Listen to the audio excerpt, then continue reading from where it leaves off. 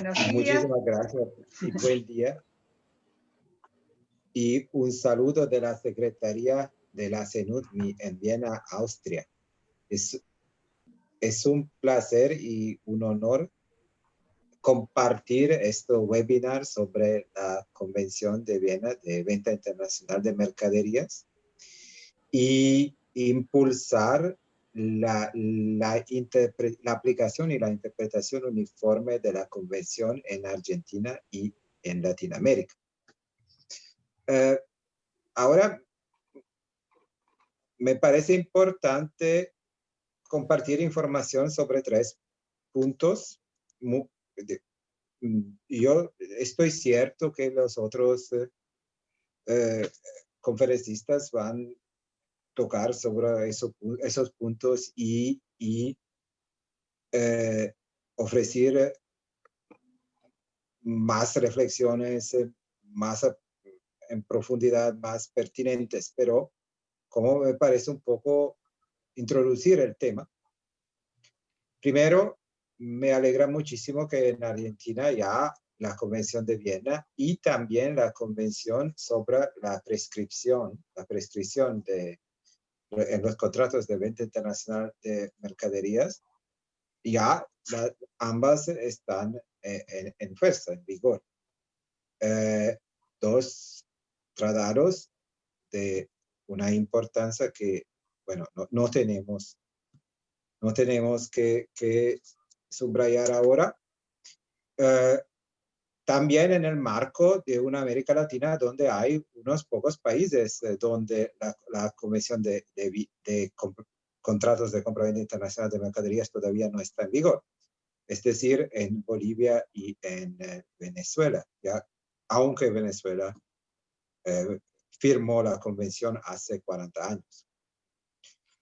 Entonces, lo que necesitamos ahora es quizás completar este marco normativo. Me parece ahora, yo no puedo resistir a esta tentación de referirme a la convención sobre la utilización de comunicaciones electrónicas en los contratos internacionales, que ya fue adoptada para Paraguay, y que fue, Argentina la tuvo en consideración ya hace unos 10 años, pero todavía el procedimiento de adopción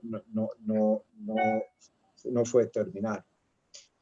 Pero lo que nos interesa ahora es la promoción de la interpretación uniforme. ¿Y cómo se puede hacer? Se puede hacer con una contribución a nuestro sistema, por ejemplo, de compilación del cloud, la compilación de los casos, el repertorio cloud de la compilación de los casos de jurisprudenciales y laudos arbitrales que aplican, interpretan la convención y los otros textos de la CENUDMI.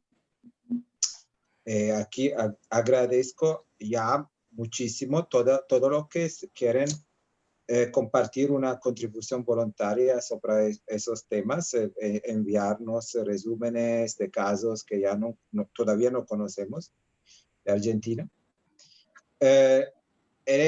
También, como algunos ya conocen, hay un nuevo instrumento que es una guía preparada para las 3 instituciones, es decir, UNIDROIT, la Conferencia de la Haya de Derecho Internacional Privado, y la UNCITRAL CENUDMI. Es una guía jurídica sobre instrumentos de derecho uniforme en el ámbito de los contratos comerciales internacionales, con énfasis en la compraventa. Entonces, es una guía que nos explica cómo los diferentes textos, y tenemos mucho como la Convención de Viena, como los principios de UNIDROIT, como los textos de la Haya, como los principios de la Haya sobre el derecho aplicable a los contratos, cómo se relacionan. Entonces, eso me parece muy importante compartir ahora. Ya tenemos un borrador también en español muy avanzado de este texto que es disponible en el sitio web de la CENUDMI. Ya hemos finalizado el texto final, estamos haciéndolo como se dice, la cosmética del texto y la preparación de los 6 idiomas oficiales de las Naciones Unidas. Entonces, solamente para decir que tenemos demasiados instrumentos para ayudar a la comunidad del derecho mercantil internacional argentino y también la comunidad de América del Sur. Es para nosotros muy importante una verdadera interacción y recibir no solamente el feedback, pero también los resúmenes y los artículos y los libros y todos los textos que esta comunidad prepara para impulsar la utilización y la interpretación uniforme de los textos. Disculpen si, bueno, fue un poco más largo de lo que pensé, pero eso es un poco mi mensaje, eso es lo que quiero compartir. Muchas gracias. Muchas gracias al doctor Luca Castellani, un gusto, la verdad, tener estas novedades de primera mano, ¿verdad? Le damos la palabra al doctor Negri, por favor. Grazie, professore Castellani, anche a me piacerebbe moltissimo rispondere in italiano, ma il mio ruolo è diverso oggi. Como vicepresidente de la Asociación Argentina de Derecho Comparado, en ausencia de la presidenta, la doctora Graciela Medina, que por razones personales no puede asistir en este momento, es un placer para mí decir estas palabras de inicio para este seminario. Agradezco a la Facultad de Ciencias Jurídicas de la Universidad de El Salvador haber tomado sobre sus hombros gran parte del trabajo organizativo que nos permite gozar hoy de esta importante jornada. A esos esfuerzos se debe la presencia de los excepcionales disertantes que nos acompañan, que son a la vez distinguidos representantes de universidades nacionales y extranjeras. Como nadie ha venido a escucharme a mí, sino a ellos, pongo punto final a estas palabras, pero sin antes dejar recuerdo del hecho de que la Argentina estuviera entre los primeros 11 países que formaron el grupo inicial que permitió llegar a la convención cuyo análisis hoy nos convoca a 40 años de su nacimiento. Bienvenidos y adelante con nuestras tareas. Gracias. Muchas gracias, doctor Negri. Muchas gracias, doctor Negri. Es un gusto para nosotros en la Facultad de Ciencias Jurídicas de la Universidad de El Salvador organizar esta actividad, que fue iniciativa de la invitación que UNCITRAL cursó a las entidades académicas, pero principalmente nos habían invitado a unirnos a entidades también de profesionales, por eso la tan prestigiosa Asociación Argentina de Derecho Comparado fue nuestra primera idea para sumar a esta actividad y que de inmediato, por supuesto, fue aceptada por la señora Presidenta y el resto de la comisión. Así que es un gusto para mí, en nombre de la facultad, de proceder directamente a los oradores, si les parece bien. Le voy a dar la palabra al profesor Carlos Guaya, profesor titular de arbitraje en la carrera de abogacía de la Universidad de El Salvador, para que presente al doctor Zuppi. Muchas gracias. Gracias a todos. Es un honor para mí presentar al doctor Alberto Zuppi, quien, junto también con el doctor Alejandro Garro, luego se va a referir a las propias convenciones. El doctor Zuppi es un abogado argentino graduado en la Universidad de Buenos Aires y doctorado en Derecho Internacional en la Universidad del Saarbrücken en Saarbrücken, en Alemania.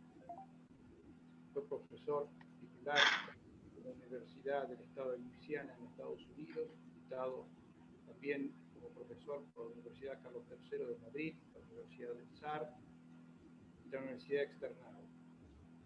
Obtuvo el premio de la Academia Nacional de Derecho y Ciencias Sociales de nuestro país en el año 2000 y del Colegio Público de Abogados al año siguiente.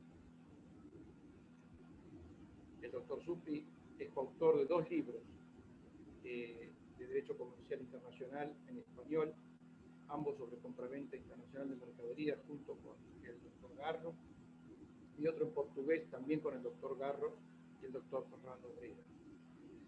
Todos conocemos las decenas de artículos que el doctor Zuppi ha dedicado a la cuestión. Creo que es más que suficiente para escucharme a mí y le paso la palabra al doctor Zuppi, a quien nuevamente le doy la bienvenida y el agradecimiento por estar con nosotros. Bueno, muchísimas gracias, doctor. Y además, bueno, yo también aprovecho la oportunidad para felicitar esta reunión, el apoyo de la Universidad de El Salvador, de la Asociación de Derecho Comparado, de UNCITRAL.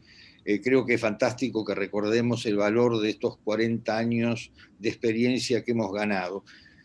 Tenemos un auditorio privilegiado. He escuchado algunos de los nombres de las personas que están presentes y yo creo que me avergüenzo un poco lo que tengo que hablar porque creo que todos ellos saben perfectamente cómo debe manejarse la interpretación. Sin embargo, me he atrevido a presentar algunas filminas que he pedido, por favor, si la doctora Rojo me podría ayudar para pasarlas, para un poco guiar nuestra charla, ¿no?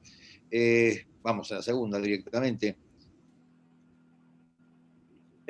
Mi tema es sobre la interpretación de la Convención de Viena, y como ustedes saben, la interpretación aparece en el artículo 7, pero no por eso no podemos dejar de recordar el significado que tiene la Convención de Viena para el Comercio Internacional, hoy con 94 Estados miembros, con la reciente adhesión de Portugal, y yo creo que soy optimista diciendo que por lo menos se regula el 95% del comercio internacional. Tenemos ausentes importantes como el Reino Unido, como la India, Filipinas, Malasia, Sudáfrica, pero a pesar de todo, el éxito de la convención se prueba no solamente con la tremenda cantidad de jurisprudencia. Perdón, ¿hay algún problema? ¿Me escuchan? Por favor, que inhabiliten sus micrófonos. Hola. Adelante. No sé si me escuchan. Sí, lo escuchamos. Gracias. No, decía que el logro máximo que tiene la convención primero creo que fue en la genialidad de los redactores de la convención, que han logrado un compromiso que tiene un valor indisputable cuando uno advierte que se encuentran órdenes jurídicos tan diferentes como el de China, como el de los Estados Unidos, como el de Argentina, además de algunas situaciones híbridas, ¿no es cierto?, algunos derechos híbridos, y que a pesar de todo se puede haber mantenido a lo largo de los 40 años sin necesidad de una revisión, aunque sé muy bien que es uno de los temas de esta conferencia y va a ser muy interesante escuchar las sugerencias al respecto.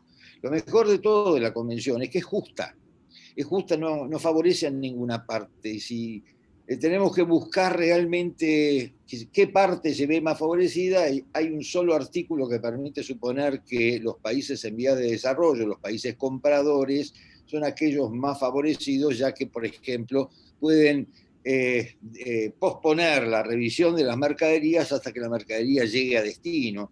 Y eso, en un supuesto de compra, por ejemplo, de mercadería que tiene que ser para el medio del Amazonas, creo que tiene mucho interés que el comprador pueda revisar la mercadería cuando efectivamente llega al lugar donde va a ser aplicada. Es un tratado autoejecutable, lo que llevó a muchas sorpresas, sobre todo al inicio, cuando la convención entró en vigor, porque la gente decía, yo acabo de terminar un contrato donde aplico el derecho argentino y descubro que en lugar de aplicar el derecho argentino, el Código Civil que yo conocía y que creí que había ganado un punto, me encuentro que estoy aplicando una convención de la que no tengo ni idea. Eso produjo al principio realmente muchas sorpresas, pero creo que también en eso ha valido el tema de poner en orden, poner en movimiento la convención sin necesidad de a veces de programar la forma en que se pone en movimiento. Y el último punto que quería mencionarles es que la convención está escrita en un esperanto jurídico muy comprensible, en una lingua franca.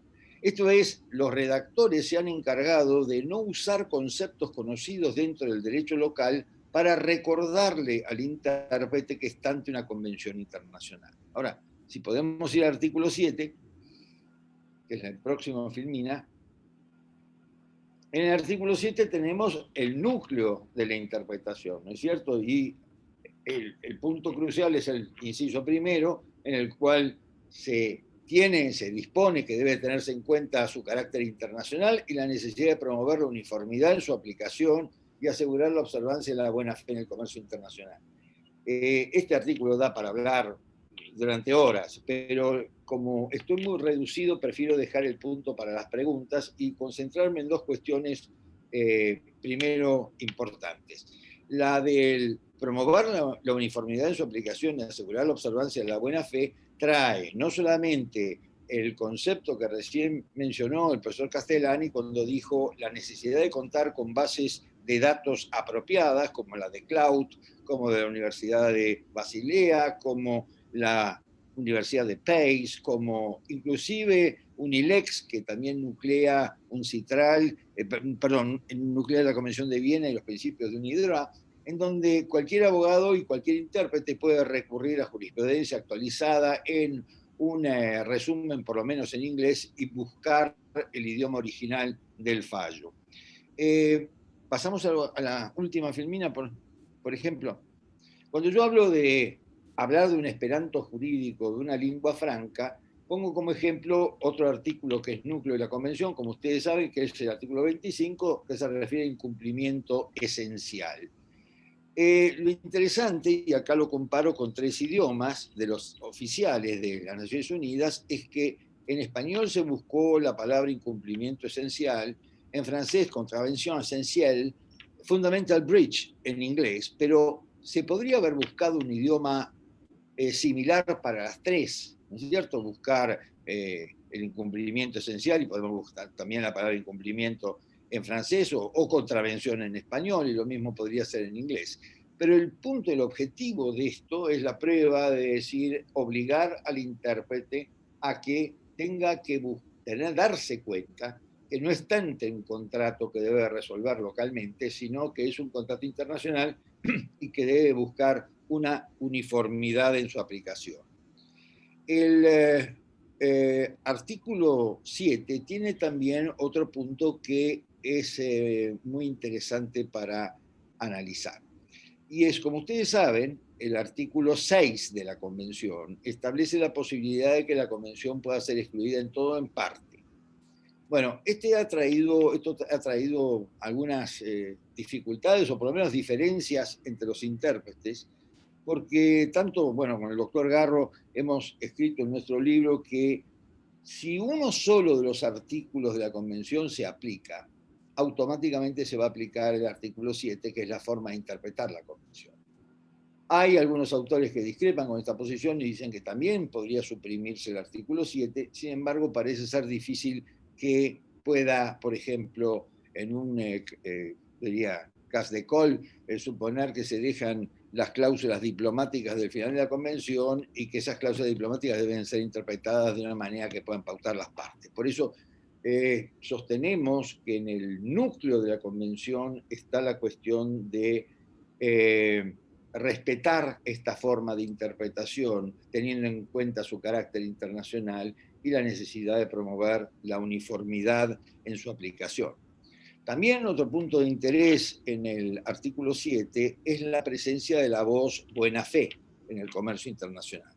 Buena fe que para nosotros en el derecho continental es un término absolutamente claro, todos sabemos de qué hablamos con buena fe, pero que en cambio es un concepto un poco más difuso en el common law, aunque en el último tiempo se ha venido incorporando, aparece también en el Uniform Commercial Code, ¿no es cierto?, el concepto de buena fe. Pero para el intérprete del common law, la buena fe tiene más que ver con el negocio justo, el fair dealing, que con el sentido de buena fe que nosotros mucho más amplio le otorgamos. También quiero hacer una mención que cuando el intérprete no encuentra la solución del caso que debe resolver, que no están expresamente resueltas en ella, en la Convención, no me refiero a las cuestiones extra legem, como es, por ejemplo, el tema de la capacidad de las partes, que está fuera del ámbito de la Convención y que debe ser resuelto por el derecho internacional privado, se basan en los principios generales de la Convención. Y es muy interesante establecer esos principios generales que surgen de una lectura que si se hace nada más que siguiendo el orden de los artículos, se puede advertir que hay algunos principios como, bueno, el de la buena fe, como el favorecimiento del cumplimiento del contrato, como el pacta sunt servanda, como el tema de la regla de la doctrina de los actos propios o el estoppel norteamericano, principios que complementan la interpretación de la convención y que cubren lo que, bueno, hemos llamado las lagunas internacionales. Yo creo que estoy en el tiempo justo, así que prefiero dejar todas las cuestiones para preguntas después, ¿no? Sí, doctor Zuppi, muchas gracias. Le recordamos a los asistentes que vamos a dar la palabra a los 3 panelistas y luego procederemos al debate. Muchas gracias por su presentación, doctor Zuppi. Gracias. Vamos ahora a presentar al siguiente panelista, que es el doctor Alejandro Garro. El doctor Alejandro Garro se recibió de abogado en la Universidad Nacional de La Plata en 1975, ciudad de la cual nació, estudió y ejerció la abogacía, realizó estudios de posgrado en la Universidad del Estado de Luisiana, de la que recibió el título de Master of Civil Law en 1979, y en cuyos claustros enseñó Derecho Comparado y Derecho Hipotecario. En 1990 obtuvo el título de doctor en Derecho en la Universidad de Columbia y desde hace varios años enseña en el campo de Derecho Comparado y Latinoamericano. Sus publicaciones y áreas de interés se concentran en temas de derecho comparado, derecho comercial internacional y en particular el régimen de la compraventa que hoy nos nuclea, como también el arbitraje internacional comercial. El doctor Garro es miembro corresponsal de UNIDROIT y asesor de la Delegación de la República Argentina ante UNCITRAL en los grupos de trabajo dedicados a la solución de controversias Grupo 2 y 3 y garantías mobiliarias Grupo 4, Grupo 6. Tiene la palabra el doctor Garro. Muchas gracias.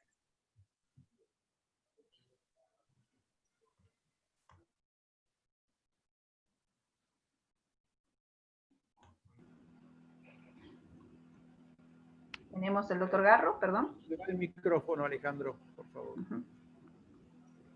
Mi agradecimiento fundamentalmente a la Universidad de El Salvador por organizar este evento junto con los profesores Soto, Guaya y la profesora Rojo. Espero que me escuchen y me vean bien y que tengan paciencia con los problemas técnicos. Sí. Le pedimos a todos que silencien, exacto, que silencien los demás asistentes sus micrófonos, por favor, así lo seguimos escuchando correctamente al doctor Garro. Muchas gracias.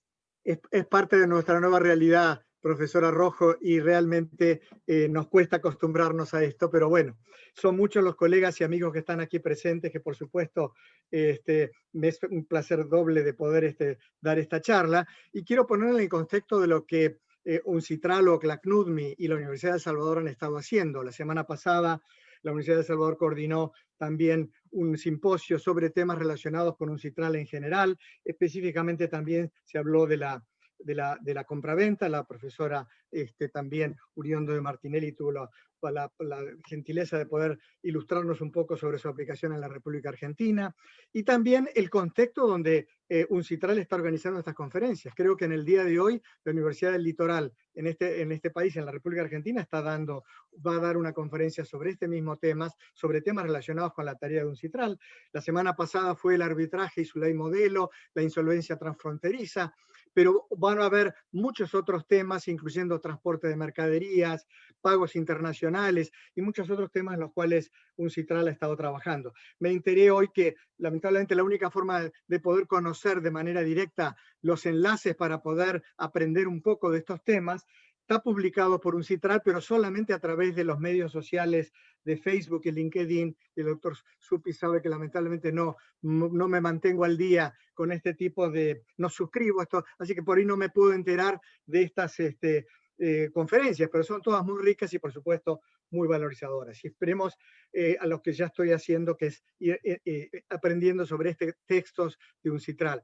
Y todos los textos de UNCITRAL tienen el gran desafío de su interpretación y de cómo integrarlo con el resto del ordenamiento jurídico. Y creo que esto es muy importante y por esa razón hemos escogido nosotros dos este tipo de tema, porque presenta los desafíos más grandes para lo que sería una unificación en la realidad y no solamente en el texto, que es lo que tenemos hoy en día. Pero como de hablarse de las críticas, lo vamos a tener, y yo también espero hablar un poco sobre los desafíos. Quiero también hacer una breve mención sobre los logros de UNCITRAL. El doctor Sánchez Lorenzo nos va a hablar sobre la posible revisión de un texto que se aprobó hace 40 años y desde ya que ya se ha ido demostrando muchas lagunas y muchas maneras de perfeccionarlo. Pero creo que es importante hablar que ha habido un gran éxito, aunque sea en su adopción, que todos sabemos ya incluye a 94 países con la incorporación reciente de Portugal, casi el 90% del comercio internacional, y dentro de nuestra región, con la mayoría de los países, excepto 2 en América del Sur, Bolivia y Venezuela, y 2 en América Central, Nicaragua y Panamá. El resto del continente está adherido, tiene una sola norma para las compraventas que sean internacionales. Creo que eso no es poca cosa. También creo que es importante ver que en su aplicación los tribunales argentinos, igual que los otros países, ya lo han aplicado bajo las 2 maneras que se puede aplicar. Uno es en la manera directa, el artículo 1.1a, que es cuando las partes contratantes tienen sus establecimientos en estados contratantes, o el 1.1b, que ha sido objeto de reserva por algunos países, entre ellos Estados Unidos, que extiende la aplicación de la convención a aquellos casos en los cuales la norma de conflicto refiere a la aplicación de la ley de un derecho, de un estado contratante. Y así ha sido aplicado en Argentina y en otros países, y también creo que es importante ver que otro impacto importante ha sido en la legislación. Si bien dentro del marco universal, el Código Civil ruso o el Código Civil chino, donde probablemente el doctor Sánchez Lorenzo nos haga referencia, ya han adaptado partes de ese nuevo derecho de los contratos que propone o que propuso hace 40 años la Convención de Viena, y que los principios de UNIDROIT a partir de 1994 y con diversas versiones ha estado también desarrollando. Así que eso no es poca cosa.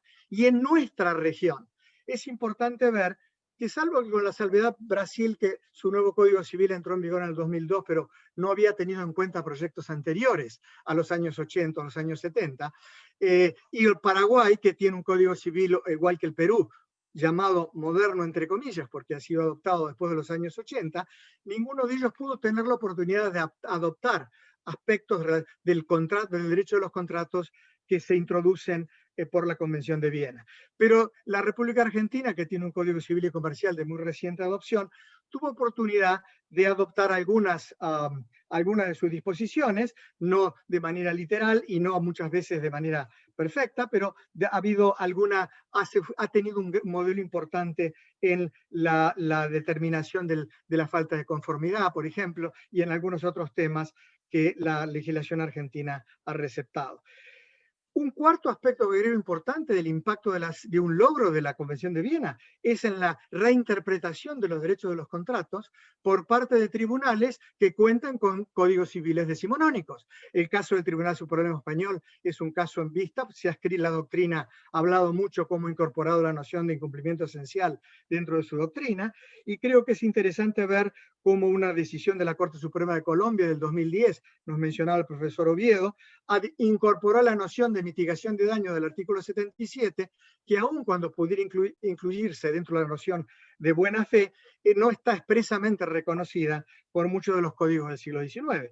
El Salvador también ha incorporado, aún en la compraventa inmobiliaria, aspectos relacionados con la falta de conformidad de las mercaderías para determinar muchas veces cuestiones que tradicionalmente nosotros solucionamos a través de los vicios ocultos y los vicios redivitorios. Creo que eso no es poca cosa, porque es un impacto que la Convención de Viena sigue teniendo en la reinterpretación, en la aplicación por analogía o en la complementación de derechos nacionales que reclaman reforma. Y no quiero dejar de mencionar como último punto, porque nos involucra a la mayoría de los interesados en temas académicos, el impacto que ha tenido en la enseñanza del derecho. Ya sea a través de las competencias o llamadas MUT, que se han hecho en todas las partes del mundo, fundamentalmente la de Viena, que va a ser su 28ª en abril próximo, pero también la unión de la Universidad del Rosario y de la UBA lograron hacer varias exitosas conferencias de este tipo, donde generaciones de estudiantes de Derecho aprenden no solamente el texto y la doctrina, pero a ver el impacto práctico que tiene la Convención de Viena en casos prácticos. Y esto es un llamado de atención interesante para los colegas que están en la academia. Vemos como, por ejemplo, la doctora Uriondo, la doctora Dreiser también en Córdoba, como también la doctora Nota Kela en Buenos Aires, hacen de la Convención de Viena un estudio muy importante de su docencia. Pero son profesores de Derecho Internacional Privado. En España vemos que los profesores de Derecho Comercial han asumido la tarea de enseñar un poco la Convención de Viena también.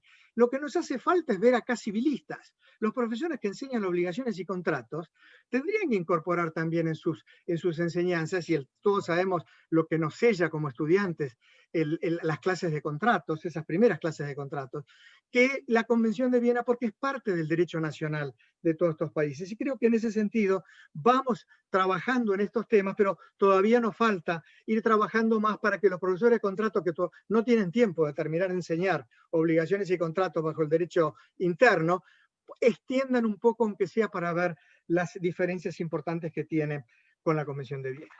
El último punto que quiero destacar, más fuera de los logros, son los desafíos. Y en los desafíos ubico el primero, el cual ya se ha explayado el doctor Zuppi. Está la clave en ese artículo 7º, que es tan importante, que cuenta con 2 párrafos, sobre los cuales el doctor Zuppi ya nos habló, que tiene el gran desafío de aplicar un criterio internacionalista y para promover la uniformidad.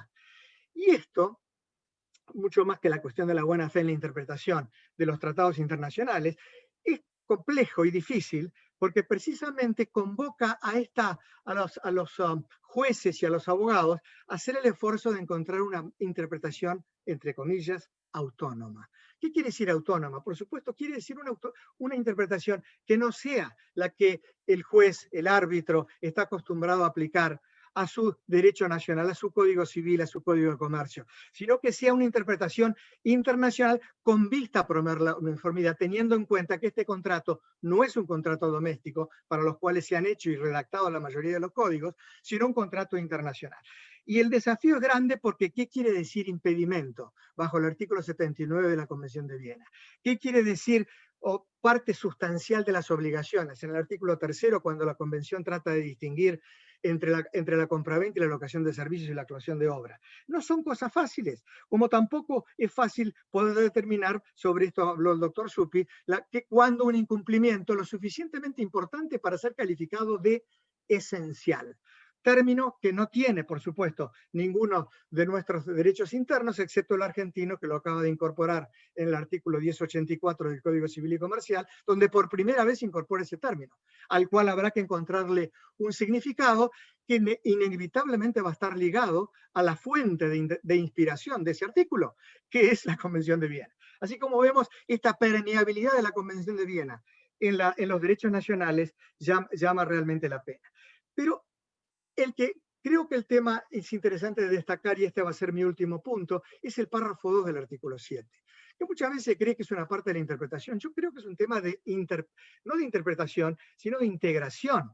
Ese artículo 7, párrafo 2, que está en el texto de la Convención, debería ponerla en pantalla. Si la doctora Rojo tiene el mismo artículo 7 que usaba el doctor Zuppi, lo podemos ver para que la audiencia vea el texto de este artículo y vea que tiene sus complejidades, porque ese párrafo 2 habla de cuestiones relativas a materias que se rigen por la Convención, pero no están expresamente resueltas por ellas, en cuyo caso no se puede recurrir al derecho nacional en base al derecho internacional privado, sino que hay que ir a los principios en que se basa la Convención, a falta de los cuales, por supuesto, se recurre al derecho nacional. Muchas gracias, profesora Rojo, por mostrarlo, porque creo que es importante este artículo, que la clase vea ese párrafo 2 que distingue entre diversos tipos de ramos de áreas de la Convención. Unas son las expresamente excluidas, y eso es fácil porque uno lo saca de los artículos 2, 3 y 4 de la Convención. Ya sea por su objeto o su naturaleza, las compraventas internacionales de electricidad, las que se realizan por subastas, las de acciones, de buques, no van a ser aplicadas porque el artículo 2 lo dice. Tampoco las de consumo. Y el artículo 3 es interesante porque distingue entre en los contratos mixtos de locación de obra y servicios y la compraventa, y da un estándar para poder distinguirlos. Pero después encontramos en este párrafo 4 que la Convención rige exclusivamente la formación del contrato y los derechos y obligaciones de las partes. Y expresamente excluye la validez del contrato y cualquiera de sus cláusulas, o las cuestiones relacionadas con la transferencia del dominio, que están exclusivamente regidas por el derecho que sea aplicable en ausencia de la convención, y va a ser inefectiblemente las normas de conflicto del foro que nos remitirán al derecho interno. Pero hay otra área que me parece a mí la que presenta mayores desafíos para la aplicación de la conversión. Una es esta distinción entre cuestiones expresamente excluidas, que ya vimos cuáles son, las lagunas extra-lege, que uno lo puede llamar, y aquellas otras que se rigen por la convención pero no están expresamente resueltas por ellas. Este yo creo que es un interesante desafío. Uno de los más fáciles es el artículo 78, donde habla de un compromiso que se llega en Viena para decir que cuando no se paga o no se cumple con una obligación hay que pagar intereses, pero no dice cuál es la tasa, ni a partir de cuándo hay que pagarla hasta cuándo. Y eso va a inevitablemente caer, ya sea bajo los principios generales en los que se basa la convención, si es que uno los encuentra, o en base, si ellos no están, en los principios de derecho internacional privado del foro. Y esto es un tema importante porque precisamente sobre este tema es que hay que convocar a la audiencia para reflexionar que fuera del tema de los intereses, el tema de la cláusula penal, por ejemplo, la cláusula de liquidación de daños y perjuicios, tan comunes en nuestros contratos nacionales e internacionales. ¿Está esto incluido por la Convención? Bueno, si la Convención en su artículo 74-78 habla sobre los daños y perjuicios, y la cláusula penal precisamente es un pacto para determinar y fijar esos daños y perjuicios, puede pensarse que precisamente es una cuestión regida por la Convención, pero no expresamente resuelta por ella, por lo cual su aplicación dependerá no necesariamente del derecho interno al que nos lleven las normas de conflicto, sino los principios generales de la Convención y de interpretación de la Convención. Y esto es un gran desafío porque también se aplica a la teoría de la imprevisión bajo el artículo 79, que no está regida expresamente por el artículo 79, ni tampoco el tema de la compensación. Pero el tema de la compensación, tan importante, es parte de los derechos y obligaciones de las partes, por lo cual también puede ser concebida como área que cae dentro de la Convención. Todo esto que habla de desafíos y cosas para terminar, pienso que puede culminar con una noticia optimista, que es la que el doctor Supi y el doctor Castellani nos recordaron hace un minuto, que UNCITRAL ha trabajado y por muchos años en una compilación de la jurisprudencia sobre la aplicación de la Convención y otros textos uniformes, que se encuentran disponibles en el sitio de internet de UNCITRAL, y no solamente disponibles en inglés, en los 6 idiomas oficiales, y por supuesto, incluyendo por supuesto el español, de las Naciones Unidas. Así que por lo tanto, hay una enorme facilidad para que nuestros jueces y árbitros puedan promover la uniformidad, puedan buscar esa interpretación autónoma en esos criterios que los laudos y las sentencias judiciales han ido a través de los años pronunciando sobre este tema. También creo que es importante hablar de la base de datos, muy lograda, de tanto la de Basilea como la de Friburgo, como la de Madrid, hecha por la Universidad Carlos III de Madrid. Son todas estas grandes contribuciones, y también los dictámenes que ha emitido este Consejo Asesor de la Convención de Viena, que se reúne periódicamente para discutir de estos temas donde realmente hay gran falta de uniformidad y dar sugerencias, proponer interpretaciones que ayuden a poder determinar esta interpretación autónoma, siempre elusiva, siempre compleja, pero que sigue siendo hoy en día el gran desafío de esta convención. Muchísimas gracias. Muchísimas gracias, doctor Garra. Le iba a dar la palabra justamente al doctor Alfredo Mario Soto, profesor titular de Derecho Internacional Privado y también presidente de EXA Argentina, la otra asociación que también participa de este evento. Tiene la palabra. Muchas gracias. Precisamente en nombre de EXA Argentina, me congratulo de coorganizar junto con UNCITRAL, la Asociación Argentina de Derecho Comparado y la Universidad de El Salvador, esta celebración, porque cada uno celebra como quiere, como puede, como sabe mejor hacerlo. Nosotros estamos celebrando ya desde la semana pasada con UNCITRAL y con la Universidad de El Salvador muchas actividades vinculadas precisamente con el derecho comercial internacional y la labor principalmente de UNCITRAL. En este año tan complejo en que uno tampoco sabe muy bien cómo va a llegar a las fiestas de Navidad y fin de año, por lo tanto hay que anticiparse. Lamentamos no poder degustar los exquisitos platos a que nos tiene acostumbrada la Asociación Argentina de Derecho Comparado en los famosos almuerzos en el Club Americano, pero ya volveremos a hacerlo. Vamos a presentar la participación de nuestro panelista, el doctor Sixto Sánchez Lorenzo, a quien tengo el gran gusto no solo de presentarlo, sino de conocerlo desde hace 28 años, cuando, con motivo de una beca externa del CONICET, realicé una estancia de investigación en la Universidad Complutense de Madrid. Y yo no sé si lo recuerda, pero va a quedar grabado siempre en mí, que los viernes el doctor Sánchez Lorenzo organizaba y dirigía un curso de posgrado de comercio, Derecho del Comercio Internacional, en Toledo, en la Universidad de Castilla-La Mancha. Íbamos a las 3 de la tarde, volvíamos a las 7:30, 8 de la noche. Toledo, un viernes a esa hora, a la salida, una ciudad encantada y encantadora, y mucho más, sin duda, cuando uno aprende de la mano del doctor Sánchez Lorenzo y sus distinguidos profesores que participaban de ese curso, el Derecho Comercial Internacional. Muchísimas gracias, doctor Sánchez Lorenzo, y sin más voy a presentar los antecedentes del doctor. Es licenciado en Derecho por la Universidad de Oviedo con premio extraordinario, doctor en Derecho cum laude por la Universidad Complutense de Madrid, catedrático de Derecho Internacional Privado de la Universidad de Granada, doctor honoris causa por las universidades de Córdoba y Blas Pascal, Argentina, director del Seminario de Derecho Comparado de la Universidad de Granada, profesor visitante, entre otras, en las universidades de París II, París X, Angers, Borgoña, Bari, Central de Venezuela, Córdoba y Buenos Aires, miembro de número y secretario general del Instituto Hispano-Luso-Americano de Derecho Internacional, miembro de la International Academy of Comparative Law, árbitro internacional en CIMA, Cámara de Comercio Internacional y Corte Española de Arbitraje, autor y editor de obras generales sobre derecho internacional privado, de varias monografías sobre temas de derecho del comercio internacional, derecho comparado y derecho de los contratos internacionales, y más de un centenar de artículos y capítulos de libros sobre derecho internacional privado, derecho del comercio internacional, arbitraje y derecho comparado en publicaciones y revistas especializadas de España, Francia, Inglaterra, Alemania, Italia y Latinoamérica. Ha publicado 2 novelas: El amante de la reina, Roca Editorial, 2012, y La segunda vida del mariscal, ediciones 2016.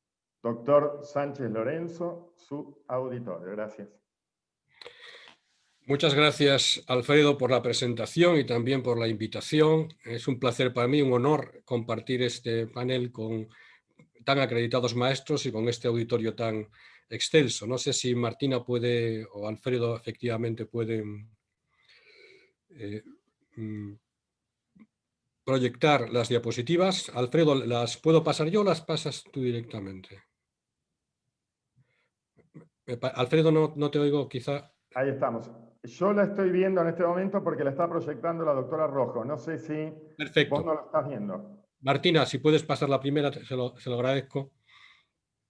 Muchas gracias. Bien, el objeto de mi intervención es hablar de esta gran dama del derecho del comercio internacional, que es la Convención de Viena. Yo creo que junto a la Convención de Nueva York sobre reconocimiento y ejecución de laudos arbitrales extranjeros, es sin duda los 2 textos que más influencia han tenido y siguen teniendo en el derecho del comercio internacional. 2 damas ya que tienen sus años, ¿no? Más todavía la Convención de Nueva York, que es del 58. Pero bueno, remedando a Carlos Gardel, 20 años no son nada, ¿verdad? Pero 40 son una barbaridad. Y por tanto, que una convención haya tenido este impacto, como ha señalado mi querido amigo el doctor Garro, con mucho acierto durante tanto tiempo, no solo directamente, sino a través del soft law, pero también de sus hijos, ¿no? Porque los principios UNIDROIT, los principios OADAC, son hijos también de la Convención de Viena en muchísimos puntos, ¿no? Pues bueno, pues después de 40 años, obviamente, pues se puede plantear una revisión, que es difícil, porque uno de los inconvenientes que tiene la Convención de Viena, que no tienen otros textos, es que modificar una convención no es sencillo. Cambiar los principios UNIDROIT se ha hecho desde el año 94 varias veces, ¿no? Porque el soft law es más permeable a los cambios. Una convención plantea más problemas. Pero si la convención quiere sobrevivir, yo creo que tiene que renovarse como todos nosotros, ¿no? De alguna manera. a pesar de los ímprobos esfuerzos muy satisfactorios que ha señalado el profesor Garro y que ha hecho que siga funcionando. Problemas que quizá no sabemos hasta cuándo. Pero la Convención tiene que intentar en su renovación, yo creo, atender a dos criterios. Primero, tiene que buscar la seguridad jurídica, porque vivimos en un ámbito competitivo. Es decir, en el ámbito del comercio internacional, estos textos son textos disponibles. La Convención de Viena puede ser excluida, pero también puede ser incluida cuando no sea aplicable, igual que los principios UNIDROIT y otros textos. Y por tanto asistimos a una especie de subasta, ¿no?, en los contratos internacionales para elegir el mejor derecho. Y la Convención de Viena tiene que competir ahí. Hasta ahora lo ha hecho muy bien, pero tiene un competidor incómodo, que es el derecho inglés, porque el Reino Unido ha estado a punto de ratificar la Convención, pero se ha quedado fuera muchas veces, aunque hay muchos países angloamericanos o del common law, no solo Estados Unidos, ¿no?, Canadá, Australia, Singapur, que son parte de la Convención. Pero el derecho inglés es un duro competidor. Primero porque tiene una ventaja y es que da más seguridad jurídica. El profesor Garro pues señalaba los esfuerzos que han de hacerse para interpretar muchos aspectos de la Convención de Viena y garantizar una interpretación uniforme. Hay elementos de inseguridad que pueden ser resueltos a través de una reforma en buena medida. Y bueno, eso es una ventaja, pero es que el derecho inglés es el derecho más elegido como ley aplicable a un contrato en términos no absolutos, pero sí relativos. Se elige tantas veces el derecho inglés como el 80% de los estados que forman parte de la Convención de Viena. Eso ya debería llevarnos a pensar. Hay muchos aspectos diferenciales de lo que regula la Convención de Viena respecto a lo que dice el derecho inglés. No todos son muy relevantes. Aquí he puesto algunos, ¿no? Y también hay algunos guiños en la Convención de Viena al derecho inglés, como la limitación del remedio al cumplimiento específico, ¿no? Y bueno, tampoco esto que estamos viendo aquí puede ser algo absolutamente determinante, porque hay cosas muy viejas del derecho inglés que no están en la Convención de Viena y que no quieren ni los propios ingleses, ¿no?, como la consideration o la postal rule, que está totalmente, pues bueno, trasnochadas. Pero hay otros aspectos en donde, bueno, pues sí quizá habría que replantearse algunas de las soluciones de la Convención de Viena. ¿Por qué los ingleses no han participado? Si pasamos a la diapositiva siguiente, ellos suelen alegar tres razones, ¿no? Bueno, pues que la Convención de Viena es incompleta, que hay algunos tipos de venta que no se prestan muy bien a la regulación que tiene la Convención y sobre todo les molesta el sistema de indemnización por daños, que les resulta extraño. Esto es lo que ellos dicen, pero bueno, tampoco hay que fiarse, ¿no?, de lo que dicen siempre los británicos. Ya sabemos que en el derecho inglés no se puede mentir, pero se puede ocultar la verdad, ¿no? Y por tanto, mientras no haya misrepresentation, no hay ningún problema, con lo cual hay que fiarse lo justo.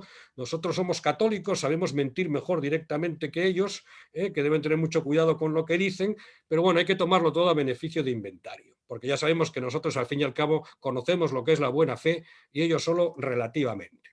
Si pasamos a la siguiente diapositiva, yo les voy a señalar simplemente a efectos del debate algunos elementos para la renovación.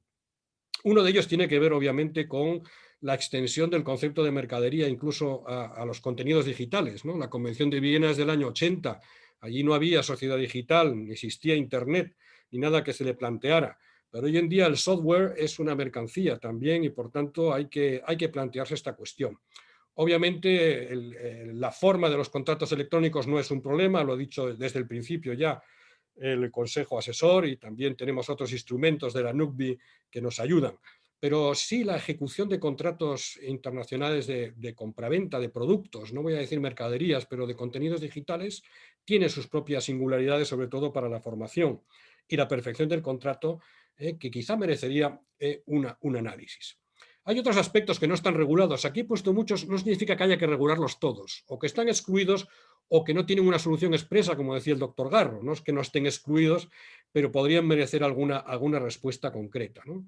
La fase precontractual yo la he puesto entre interrogaciones. No se regula, ni falta que hace, diría yo, ¿no? Yo no me metería en ese lío de regular la fase precontractual, que queda un poquito lejos muchas veces de esa calificación contractual. Las condiciones de validez las ha mencionado también el profesor Garro. No soy partidario de regular, como hizo los principios UNIDROIT, el tema de la ilicitud del contrato para llegar a la solución que más o menos rige en aquellos regímenes que no lo contemplan, ni tampoco la capacidad.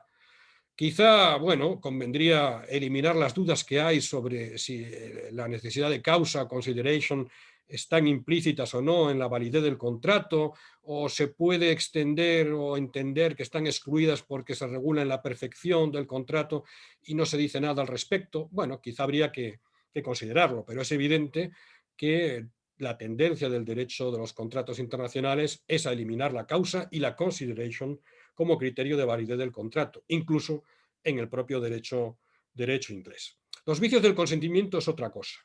Ahí hay algunos que quizá no merezca la pena tratar. La imposibilidad inicial sí está contemplada y hay una solución que podríamos discutir, pero hay otros aspectos como, bueno, sobre todo los supuestos de anulabilidad o nulidad relativa, relativos al error, el dolo, la influencia indebida, que, bueno, pues se podría plantear en una revisión tratarlo. Otros aspectos también han sido señalados aquí, las cláusulas penales y liquidación por daños, ahí está el informe del Consejo del número 10, ¿no? O las de limitación de responsabilidad, el número 17, que obviamente, bueno, no están incluidas en la Convención, pero necesitarían de una respuesta material, a mi juicio, que mejorara, ¿no?, la seguridad jurídica sobre los límites de validez de estas cláusulas que plantean muchísimos problemas en derecho comparado. Otros aspectos pueden ser las estipulaciones a favor de terceros o el cumplimiento por terceros, la moneda, por ejemplo, y la imputación de pagos, que es un tema práctico que se podría desarrollar, o la compensación, sobre lo que hay una interesante también opinión del Consejo Consultivo, la número 18, e incluso, aunque este ya es un tema que digamos es más tangencial, la cesión de créditos y la asunción de deudas. Por tanto, hay margen para que se pueda ir trabajando en una evolución de la Convención de Viena en estas materias. Y en último lugar, si pasamos a la última presentación, claro, quedan aspectos en donde están tratados o relativamente tratados y hay que clarificar, especificar o incluso, a mi juicio, modificar. El tema de la excesiva onerosidad del artículo 79 es uno de los temas, ¿no? El esfuerzo hecho por el Consejo Consultivo es enorme para intentar justificar que sí está contemplado en el artículo 79. Bueno, hay que reconocer que hay muchos autores que creen que no lo está, pero en todo caso, aunque lo estuviera, el problema que nos plantea el hardship o la excesiva onerosidad no es si está contemplado o no y tiene unos efectos parecidos a la fuerza mayor y por tanto exonera de la indemnización por daños y perjuicios. El problema que nos plantea es si no sería mejor adoptar algunas soluciones concretas sobre los efectos que tiene el hardship, sobre todo en la resolución del contrato. Yo no soy muy partidario de las soluciones de adaptación, como están en los principios UNIDROIT. Creo que es un error competitivo.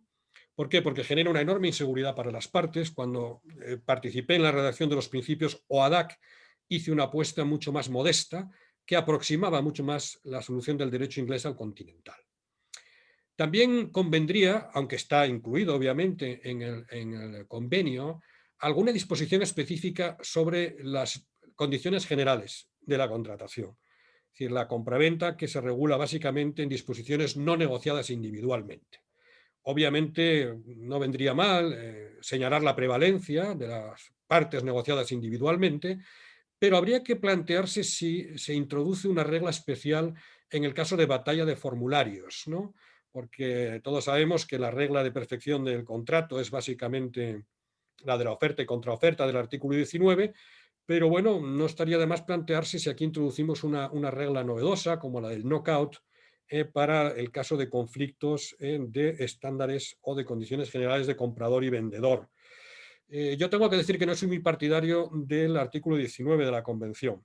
Yo prefiero el derecho inglés en este punto, es decir, cualquier modificación de la oferta es una contraoferta, aunque no sea sustancial. ¿Por qué? Pues es una cuestión de seguridad jurídica. El artículo 19 genera una enorme inseguridad, porque primero no sabemos lo que es una modificación esencial. Hay un ejemplo, hay una lista ejemplificativa. Pero segundo, también el oferente tiene la posibilidad de comunicar en breve plazo que no está de acuerdo con una modificación, ¿no?, aunque no sea esencial. Si vamos a un modelo más rígido, de mayor seguridad jurídica, cualquier modificación es una contraoferta y por tanto exige aceptación del oferente. La solución se va a aproximar al derecho inglés, pero sobre todo a la seguridad de las partes. Otra cosa que creo que hay que modificar, esta es mi batalla perdida seguramente, es no el artículo 7, sino el 8, la regla sobre interpretación del contrato. Este es el artículo que genera más inseguridad jurídica, porque introduce algo que es muy continental, que es la verdadera intención de las partes como regla clave de interpretación, lo cual es un brindis al sol. Simplemente con variar el orden de los párrafos y establecer un criterio objetivo de razonabilidad primero y bajar la intención de las partes a un criterio más de interpretación, la solución sería radicalmente contraria. Y además se ajustaría más a lo que es la realidad. ¿Habría que tocar el cumplimiento anticipado? Seguramente también, que es una regla demasiado rígida. Habría que quizá especificar algo más el artículo 25. En su intervención original, el profesor Zuppi pues, se refería a este artículo 25, que es afortunado, pero quizá podría bueno, pues afinarse o refinarse un poco más, ¿no? Y luego, pues los aspectos que han dado lugar bueno, pues, a las mayores polémicas desde el punto de vista material, como la noción y alcance de la no conformidad, el reconocimiento material del recurso al cumplimiento específico, que es algo que se podría repensar, y el cálculo también de indemnización por daños, bueno, pues que es un tema complejo, pero que genera, bueno, pues ciertas dificultades en muchas ocasiones de apreciación y de interpretación. Bien, yo simplemente trataba con esto, y voy terminando, de plantear, bueno, algunos elementos para la revisión y poner de relieve que la Convención, como todo texto legal, es un cuerpo vivo y que, por tanto, hay que ir adaptándolo, pero hay que hacerlo con alguna idea, con un criterio básico. Yo creo que cuando se hace, no se debe pensar solo en la justicia material, es decir, en los aspectos de derecho privado, sino que hay que planteárselo también como una estrategia económica. Tenemos que hacer un instrumento que sea atractivo, que sea competitivo en el ámbito internacional y que invite a las partes a ser cada vez más elegido. Y eso solo lo garantizamos con la seguridad jurídica. Muchas gracias. Muchas gracias, doctor. Conocemos la modalidad de la asociación en la cual los miembros de la Asociación Argentina de Derecho Comparado tienen una lista de oradores que van solicitando la palabra, así que los invitamos, los miembros de la Asociación Argentina de Derecho Comparado, si quieren por chat solicitar la palabra para el debate.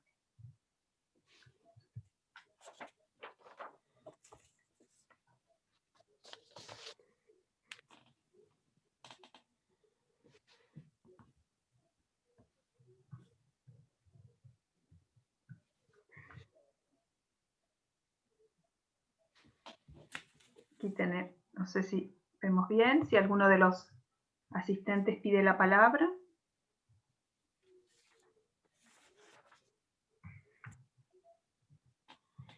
Marsorati está pidiendo la palabra. Muy bien, muchas gracias. Le damos la palabra al doctor Marsorati. Muy amable, doctor Manovic, por avisar.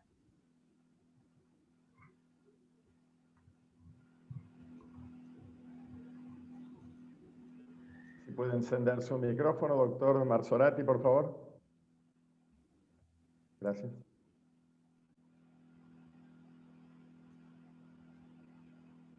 Micrófono, Osvaldo. Ya lo apreté. ¿Me lo escuchan? Sí, gracias. Tardó. Está lenta. Bien, digo que ha sido un trabajo extraordinario de la Convención y ciertamente necesita algunos ajustes. Se han puntualizado algunas de las cosas que creo que bien han sido puestas de manifiesto por el doctor Sánchez Lorenzo en cuanto a la inseguridad que crean. Esa inseguridad se trató de reformar en el fondo desde hace muchos años por los principios de UNIDROIT, que no eran vinculantes, pero trataron de ayornar cosas de Viena para que se pudiesen, aunque fueran soft law, incorporar al contrato internacional de mercaderías. Pero, ¿qué ocurrió? Las partes en el contrato internacional recogió parte de las cosas de Viena y le hizo decir cosas que Viena incluso no decía, pero que a través del 6, del 7, del hardship y de aún mismo del tema de la validez, reconoce que en todo, en parte, las partes no lo pueden usar. Y acá el problema práctico que hay por la inseguridad es que el comercio internacional durante muchos años estuvo monopolizado por los Estados Unidos y por Inglaterra. Los ingleses y los americanos siempre no han querido usar otra cosa que su propia ley en lugar de la convención, en los asuntos importantes en que los afectaban. Por lo tanto, la opción que hay para ellos, que regulan una parte del comercio, es o la ley de un Estado americano, o raramente lo he visto el CCU, pero el CCU tiene normas que se pueden adaptar al, por ejemplo, al Código Civil argentino en materia de mistake, de impracticability o de frustration, no de fuerza mayor, porque recién le incorporaron en las últimas versiones del CCU, pero los americanos eligen la ley de un Estado. Y la ley de un Estado es lo que piden. Y si no piden la ley de un Estado, quieren la jurisdicción de un tribunal que interprete lo que se pactó. Entonces, esta realidad existe en Latinoamérica también, porque ¿con quién comercia Latinoamérica? Si comercia con Europa puede discutir los principios de UNIDROIT, pero los abogados en general, salvo un 10% de los abogados manejan los contratos internacionales, porque los abogados viven en cada jurisdicción utilizando contratos locales. Eso ocurre en particular en los Estados Unidos. Solo grandes firmas se pueden dar el lujo de tener gente especializada en derecho internacional o incluso en nuestro propio país. Durante años el derecho norteamericano fue ignorado en la Argentina. Fue profesores de la talla que enseñaron en Estados Unidos que lo trajeron acá. Lo trajeron a esta asociación. Y a través de ella vivimos un poco la realidad aparte de la función académica. No es que yo la venga a criticar de modo alguno. Quiero decir que la realidad viva de la utilización ha sido generosa por omisión, por defecto. Si una parte viene, uno le va a comprar a un europeo y dice, bueno, la Convención de Viena, el abogado dice la Convención de Viena, y a lo sumo, si está un poco avispado del tema, excluye algunas partes de la Convención, lo que puede hacer. Puede excluir normas de la Convención que tiene su parte de software que lo permite expresamente, le guste o no le guste a la gente. Entonces, esas cosas son las que generan dudas sobre cuál es la realidad de la explicación. Yo nunca he visto, salvo los americanos que, como he dicho y sostengo, yo conocí a muchos de los redactores que negociaron los principios de UNIDROIT en persona. Alan Farnsworth fue el representante de Estados Unidos, bloqueó todos los intentos por dar la buena fe como principio en la celebración de los contratos. Yo lo podía discutir con él en tenis, porque jugaba mucho mejor que yo, pero lo viví con él. Tengo su libro dedicado y estudié con él. Y él era partidario de que había que transar los grandes problemas internacionales. Por eso la Convención habla de la buena fe en la observancia pura, pero no dice que tiene que existir buena fe en la celebración como exigen todas las normas europeas y nuestras propias normas. Una cosa es el fair dealing en la ejecución del contrato, y otra cosa muy diferente es tener buena fe, porque dice, lo enunciado en general tienen principios que lo excluyen, ¿eh? No voy a decir que no, pero son muy largos para discutir. Simplemente quiero decir que cuando nosotros tenemos que abordar la convención, tenemos que estar muy seguros de los temas que le interesan a los clientes que tienen, porque la convención tiene posibilidades muy útiles para mucha gente y no tan útiles para otras, para determinado tipo de contratos. Por ahí es mejor tener los no vinculantes de UNIDROIT, pero que tienen su jurisprudencia y han avanzado muchos que la misma convención. Dejo con esto porque simplemente es mi pequeño aporte de lo vivido de 40 años de Convención de Viena y de UNIDROIT, y de haber visto y siendo explicado por qué cosas UNIDROIT dice, las cosas que dice de la buena fe, y al mismo tiempo en la comisión redactora excluye en todo o en parte las mismas normas de UNIDROIT, que hacen que mucha gente no las use por eso, porque prefieren la seguridad de una ley que conocen y no de estudios internacionales que no se conocen normalmente en todo el mundo. Nada más. Muchas gracias.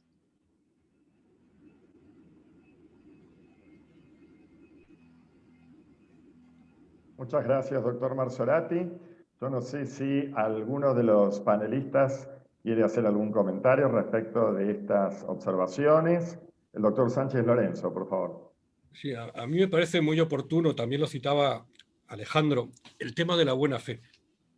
Yo creo que la buena fe no debe estar en un texto internacional sobre los contratos internacionales, y voy a explicarlo muy levemente. No es que yo sea muy anglófilo.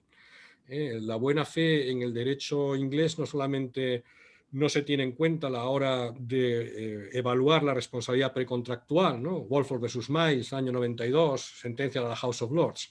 Es que no se tiene en cuenta para la integración del contrato. Yo siempre que explico esto pongo un ejemplo que creo que lo deja claro. En el asunto Baird versus Marks & Spencer es un contrato que dura 30 años de suministro por parte de una fábrica de ropa a la firma Marks & Spencer. El contrato no tenía cláusula de terminación y por tanto ese contrato de suministro de compraventa continuada termina de un día para otro cuando Marks & Spencer dice no quiero más. Y claro, la otra parte alega frente a la jurisdicción inglesa que esa ruptura abrupta de la terminación abrupta del contrato después de 30 años vulnera la buena fe y tendría que haber un preaviso, ¿no? Claro, nosotros desde nuestros sistemas continentales diríamos, es obvio, después de 30 años la lealtad exige que la ruptura del contrato se haga de una manera proporcional. Sin embargo, yo creo que la comprensión inglesa es mucho más razonable. Dicen, ¿qué decía Marks & Spencer? Yo le pago a un abogado mucho dinero para hacer un contrato para que en el contrato no establezca ninguna cláusula de terminación y yo pueda terminarlo cuando quiera. Por tanto, yo no quiero una ley que me reinterprete el contrato y me lo reescriba, porque para eso he pagado a mis abogados. Si la otra parte hubiera sido lista, habría introducido una cláusula o exigido una cláusula de terminación. Y claro, el juez inglés le dice, cierto, que desaparezcan los malos comerciantes que no pagan a buenos abogados y que se queden los que pagan a buenos abogados. Claro, si yo voy a hacer un contrato internacional, ¿qué prefiero? Prefiero una ley que respete lo que yo he pactado y que no me reescriba el contrato. Si yo no he introducido una cláusula de hardship, o si no quiero que venga un juez a modificar el precio del contrato, porque yo he hecho ese contrato con muchos costes de abogados para que sea así. ¿Y cuál es el problema? No si estamos a favor o en contra de la buena fe desde un punto de vista moral, sino que la pregunta es, ¿esa exigencia de buena fe para integrar el contrato realmente genera seguridad jurídica para los contratantes especializados? No, que son los que suelen poner los contratos tipo.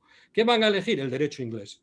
Si ustedes hacen un contrato con China desde Argentina, en China el 95% de las compañías van a decir que se aplique el derecho inglés. También optan por la Convención de Viena.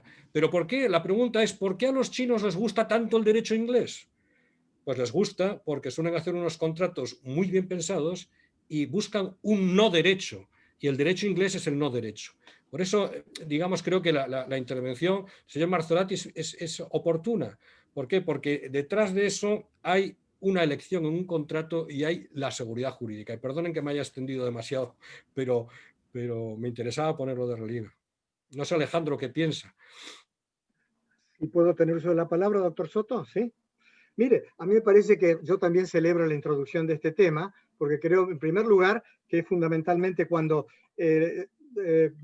nos dice Sixto hablar del tema de ver la convención como un aspecto de la estrategia económica y de la importancia de la seguridad jurídica, y Osvaldo Marzorati nos habla de su experiencia profesional con respecto al tema de las negociaciones de los contratos y cómo terminan pactando el derecho aplicable. Creo que esta es una parte de la convención tan importante como lo que hemos tratado de hacer, que es desentrañar su sentido.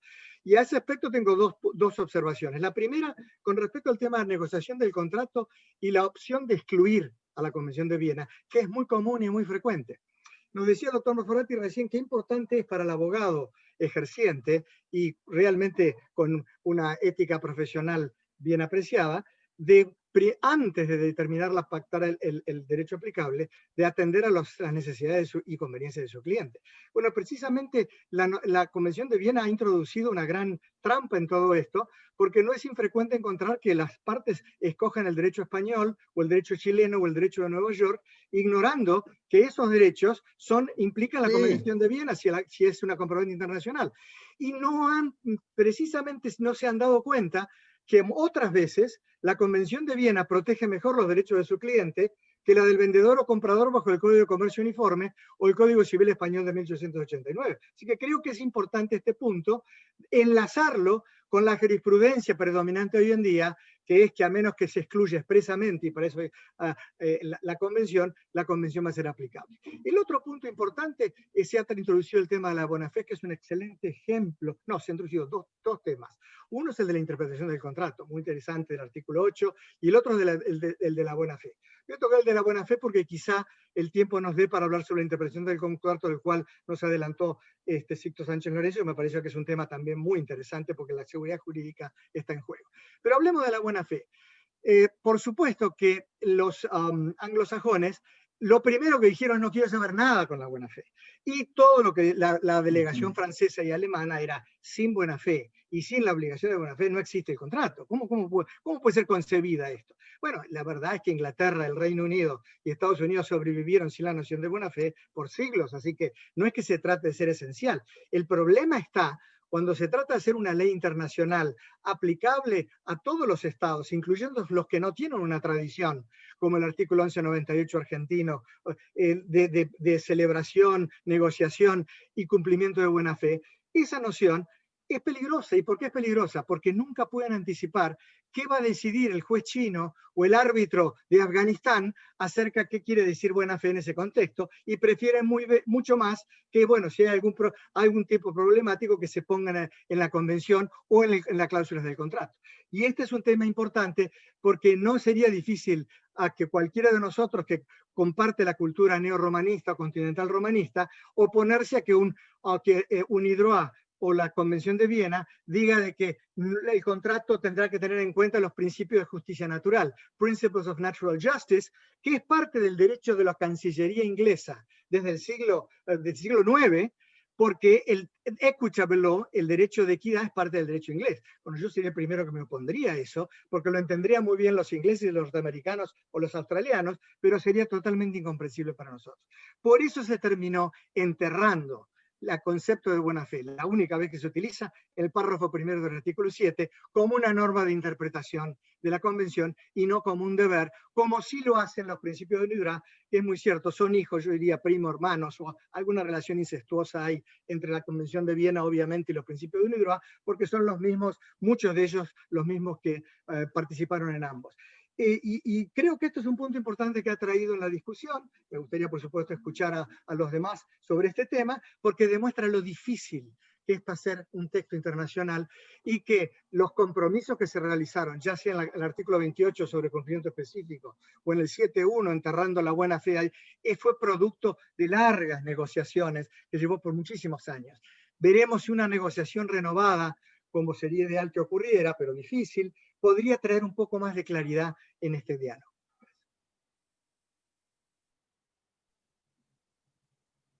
Muchas gracias. ¿Hay alguna otra intervención? El doctor Zuppi, por favor, si se puede conectar el audio.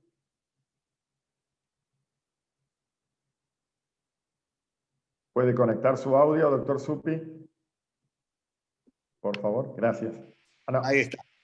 Un comentario sobre todo esto. De pronto nos encontramos discutiendo un tema realmente, yo diría, entrar en un mar incógnito, que es la reforma posible de la Convención, cuando uno de los méritos más excepcionales que estamos celebrando hoy es su supervivencia después de 40 años. Con el amigo Sánchez Lorenzo dijo algo muy, muy simpático, que fue que no vayan a pensar que yo soy anglófilo. La verdad que la impresión que me queda es que es totalmente anglófilo. O sea, evidentemente su pasión y su conocimiento del derecho inglés se lo coloca en una posición muy clara. Pero también ha mencionado algunos aspectos que son dignos también de reparar, porque explican el sentido de lo que es esta conferencia, que es qué es lo que celebramos. Celebramos 40 años de uniformidad. Vayamos al caso de las condiciones generales de contratación, las Allgemeine Geschäftsbedingungen, como las llaman en alemán. Ustedes las tienen en derecho español, en ley, y por supuesto para ustedes las condiciones generales de contratación es un tema que es absolutamente claro. Sin embargo, parte del mérito, y además yo diría la jurisprudencia en este sentido, de parte de todos los tribunales, no me animaría a hablar de un 96% de la jurisprudencia, pone muy en claro que las condiciones generales de contratación, a menos que tenga señales de neón que les indiquen al que las recibe, están acá y por favor léalas y dese por enterado y hágame saber que está enterado de esto, las ha rechazado. Lo mismo me pasa con principios del common law, como la parole bien rule o la consideration, por ejemplo. La consideration para un argentino, nosotros tenemos ahora, somos muy amantes de copiar los malos hábitos de los colegas norteamericanos, y entonces, por ejemplo, nos acostumbramos a que los contratos internacionales que estoy viendo y que me horrorizan, escritos en español, empiezan considerando que los dos se conocen hace un montón de tiempo, considerando que, o sea, como si nosotros tuviéramos necesidad de la consideration. Hasta la reforma del Código Civil y Comercial no hablamos de causa, pero ahora en cambio tenemos que hablar de algo que es consideration, que es de difícil traducción, que podríamos llamarlo causa onerosa. A lo mejor Alejandro me puede dar una mejor traducción que esa, pero que en última instancia para nosotros es ajena. Entonces, quizás lo que yo resucitaría, a mí me encanta el diálogo, me encanta la discusión y me encanta la idea de traer nuevas ideas. De hecho, nosotros hemos estado trabajando con Alejandro en justamente todos esos puntos que no están previstos en la convención y que incluso en algunos sitios de internet, como pasa en la Universidad de Pace, tienen su sitio especial, en donde pueden ser vistos todos aquellos temas que no están previstos en la convención y cómo han sido resueltos cuando les han tocado resolver los tribunales. Pero es parte del mérito de lo que hablamos. O sea, no estamos hoy pensando, y me encantaría que esto fuera tema de otra ¿no es cierto?, otra reunión, para decir sugerencias para modificar la Convención de Viena, en donde estaríamos de acuerdo en muchos aspectos, empezando en el artículo 78, no nos cabe ninguna duda, es el artículo que más diferente jurisprudencia ha traído. Con Alejandro escribimos un artículo donde citamos alrededor de 140 o 150 formas diferentes de calcular el interés. LIBOR más 1, LIBOR más 2, 9%, el Banco Europeo, la tasa activa del Banco Nación. Es impresionante. Pero lo interesante, y en última instancia lo que nos deja como satisfacción a los que venimos trabajando hace 40 años en la convención, es que ha tenido un resultado concreto y unificador y que ha funcionado. En Argentina tenemos 94 casos que...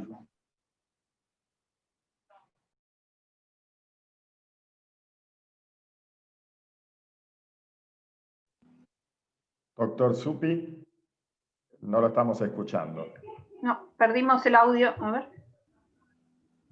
El host me cayó de golpe. Sí, ahí está. Ahí lo retomamos. Perdón, doctor. Sí. No sé si es porque me estoy extendiendo.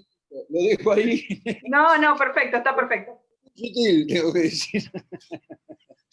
Pero el tema es, me encantaría que tuviéramos, y lo propongo realmente, creo que es un tema fantástico para la Asociación Argentina de Derecho Comparado, para UNCITRAL, para todos, que hablemos sobre reformas y que propongamos reformas. En los contratos internacionales en los que me ha tocado participar, y yo también tengo la experiencia que Osvaldo contaba de haber participado en múltiples contratos internacionales, yo no me he encontrado con los problemas estos, no me he encontrado con el problema que en derecho chino quieren aplicar derecho chino o derecho inglés. No, me he encontrado con que al contrario, y la jurisprudencia que hay en China sobre UNCITRAL, sobre la Convención de Viena, es enorme. Hay una base de datos fantástica y se ha venido aplicando sin problemas. Lo venimos haciendo con países en donde, con Brasil, por ejemplo, donde tenemos no solamente una vecindad y un conocimiento bastante profundo de los derechos de cada uno, sino que además ahora Brasil también es miembro de la Convención de Viena, venimos aplicando la Convención de Viena en los contratos sin ningún problema. Entonces, creo que lo que tiene, y esto es un poco también un comentario para el querido profesor Sánchez Lorenzo, y es que lo que ha aprobado la convención, nosotros tuvimos la suerte de conocerlo, Alejandro mucho más que yo, porque fue un poco su padrino, pero me acuerdo una conferencia en la que estuvimos con Alejandro Garro en Lausanne, donde estaba Alan Farnsworth hablando sobre esto, y una de las cosas más interesantes que dijo Farnsworth, cuando le preguntaron qué significa Fundamental Breach, dijo, no lo sé, pero este es el tema esencial. Justamente lo que importante, lo que hicimos los redactores, fue que no lo sabemos. Es un tema que lo tiene que definir el árbitro, teniendo presente que se trata de una convención que debe buscar la unificación y una interpretación internacional. Y eso es fantástico. Y ese ha sido el éxito más grande. Lo vemos en tribunales españoles que también deciden, no, esto no lo podemos resolver por reglas locales. Hablemos de la confirmación de las órdenes de compra. Hablamos de las cartas de confirmación de las órdenes de compra, por ejemplo, de la batalla de los formularios. Esos temas que en última instancia la jurisprudencia se ha venido resolviendo muy bien, ¿no? Muchas gracias. Muchas gracias, doctor Zuppi. La doctora Nota Keila había pedido la palabra. Por favor, gracias. Bueno, muchas gracias. Un placer inmenso tener esta oportunidad de detenernos a pensar y a reflexionar que nos han brindado los expositores. Muchas gracias a todos. Entre las muchas cosas que surgen, pensaba, esta propuesta que fundamentalmente hizo Sixto, de modificaciones o posibles reformas que habría que analizar con respecto a la Convención de Viena, ¿cuál sería la metodología de codificación? Por supuesto, uso codificación en sentido muy amplio, que sería apropiado utilizar teniendo en cuenta que tenemos un tratado internacional y, bueno, las larguísimas discusiones que se suscitaron con relación a la Convención de Nueva York del 58, cuando se estaba trabajando con las modificaciones de la ley de modelo de UNCITRAL, que finalmente se aprobaron en 2006, y entonces finalmente la recomendación con respecto al artículo 2, ¿no? ¿Cuánto peso tiene el hecho de que haya una convención tan exitosa, creo que exitosa en muchos sentidos, pero particularmente en la cantidad de estados parte, para poder emprender esa ciclópea tarea de modificación? No estoy para nada en contra, simplemente le pregunto a los expositores, y en particular al doctor Sánchez Lorenzo, ¿cuál podría ser un método posible? Muchas gracias. Muchas gracias, María Blanca. Por favor, Sixto. Sí, yo muy brevemente, y solo un minutito para tranquilizar al profesor Zuppi, que mi pasión por el derecho inglés es como la que tenía Rommel por De Gaulle, ¿no? Hay que conocer al enemigo para vencerlo, ¿no? Y por tanto no tiene nada que ver con eso. Y simplemente un caso. Yo hace muy poquito, en un contrato entre una empresa que vendía agua en España a un emirato árabe, se planteaba el bloqueo que señalaba, que yo sí me lo he encontrado, entre el emirato que quería aplicar la Sharia islámica y la parte española que quería aplicar el derecho español, que esto es lo que suele ocurrir. y se desbloqueó el contrato, y le voy a decir cuál fue mi propuesta para que se desbloqueara. Este contrato se rige por la Sharia islámica y por el derecho español en la medida en que sean compatibles, y en lo que no lo sean, por los principios de la Convención de Viena de 1980. Por tanto, digamos que eso ya lo ponen antecedentes de cuál es mi respeto por la Convención. Otra cosa es lo que dice la profesora Noot. Claro, mi preocupación, y siempre lo ha sido cuando hicimos los principios OADAC, era precisamente competir con el derecho inglés, desbancar al derecho inglés, ganarle la partida al derecho inglés. Y yo apuesto por la Convención de Viena. ¿Cómo hacerlo? Y la profesora Noot plantea una cuestión esencial. Es cierto, las convenciones internacionales petrifican el derecho, lo codifican porque son hard law y son muy difíciles de modificar.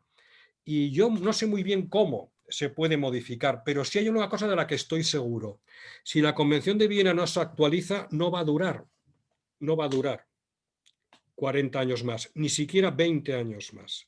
¿Por qué? Porque la evolución de la economía y la evolución de los problemas y la dinámica de los contratos es tal que acabará siendo un instrumento como el derecho cambiario ginebrino.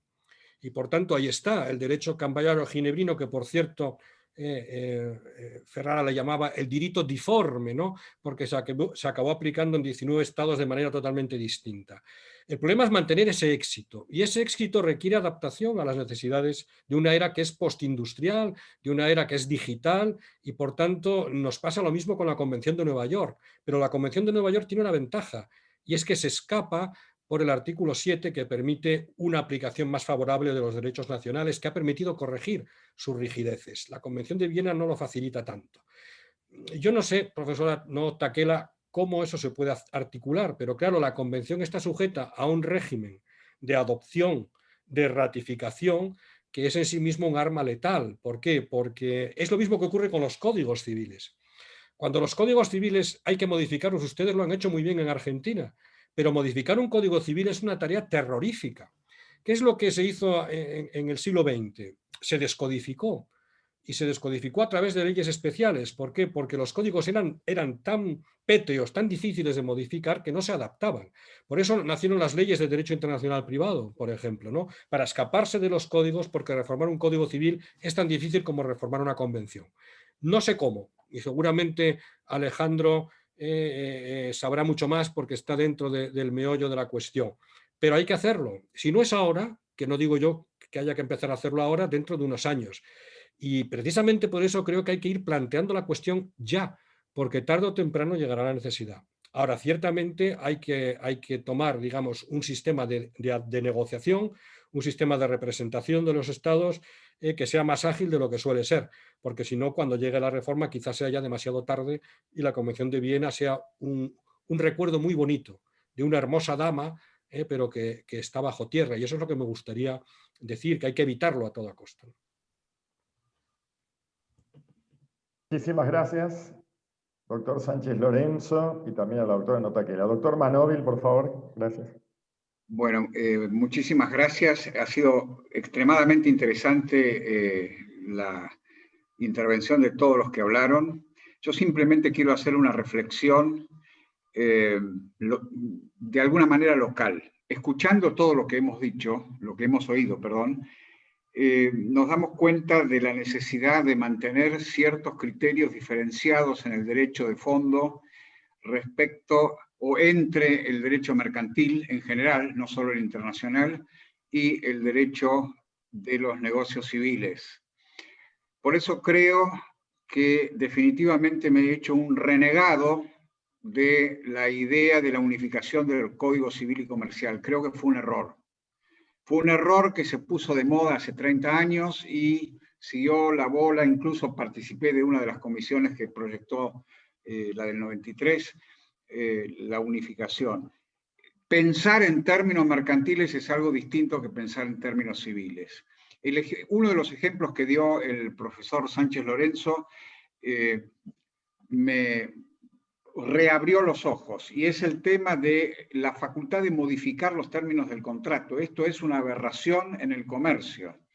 Un instituto como la imprevisión es para decidir, por lo menos en materia mercantil, es para decidir sigo con el contrato o el contrato queda resuelto por algún motivo sustancial. En el nuevo Código Civil y Comercial, por la influencia de los civilistas, ahora la facultad es pedir la resolución o pedir el reajuste.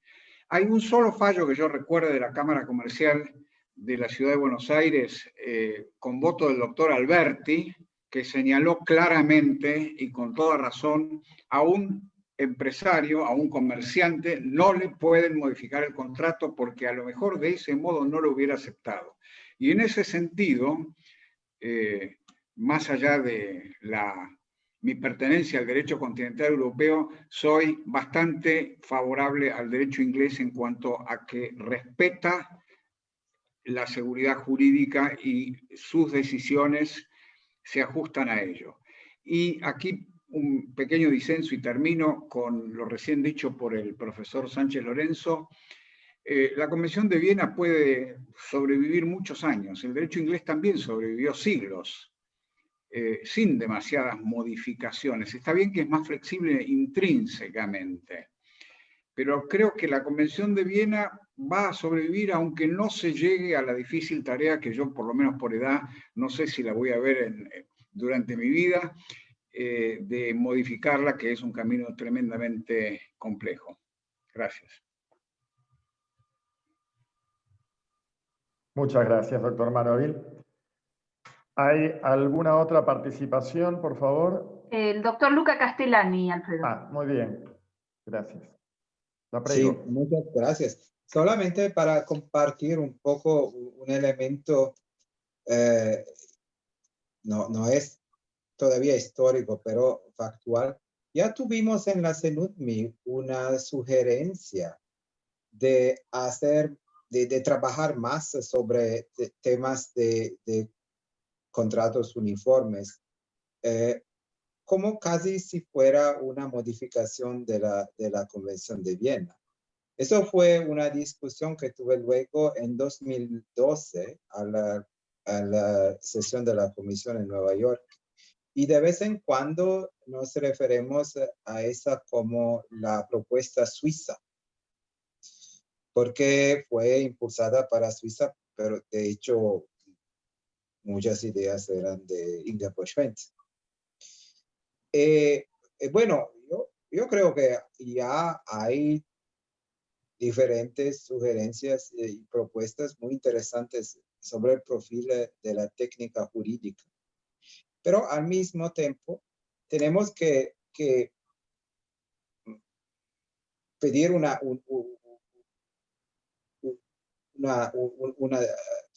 cuestión fundamental, es decir, hay apoyo al nivel de los estados, al nivel multilateral para esa tarea, o no hay. Porque en esta ocasión no estuve. Y entonces hay siempre ideas muy buenas de los profesores, de los académicos, pero después cuando discutimos sobre la actuación, tenemos que también tener en cuenta si ahora el medio ambiente en general nos ayuda en las contrataciones multilaterales, o quizás no.